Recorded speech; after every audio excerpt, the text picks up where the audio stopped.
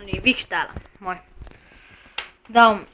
Tää mä ajattelin nyt tässä, kun oli aika tylsää, niin mä ajattelin että mun oma huone on tässä. Tässä on mun sänky, tossa on television kapula, tossa on lakana joku, sitten tossa on mun oma tekemä tyyny, tein joskus ekalla luokalla. Tossa on mun kone, sitten tossa on pinkki hiiri ja musta hiiri. Tässä on tällainen, ostin jostain kaupasta, niin tässä on niinku Xboxin kapula. Sitten tää on niinku pleikalle. Ja sitten kun painat tosta tälleen, tää tulee tällainen punainen väri. Eli aika siisti.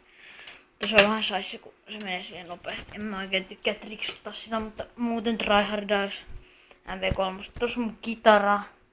Tuossa on toi kaiutin vahvistin. Tuossa on Xbox Kinecti. Kävin tuossa viikko sitten ostaa. Niin ja tossa on se Kinecti niinku ihan silleen niinku ei tuo box. Ja sitten tossa on toi PSP. Ei oo PS Vita vaan PSP. Tossa on Xbox ja taas. Tossa on toi Xboxi. Sitten tossa on HD PVR. Tossa on Pleikka 3 ja täällä on aika paljon johtoja, jos huomaatte. Aika sotkusta muutenkin. Mä en nyt viittinyt sotkea mitään viittoa, ei kun siivoa.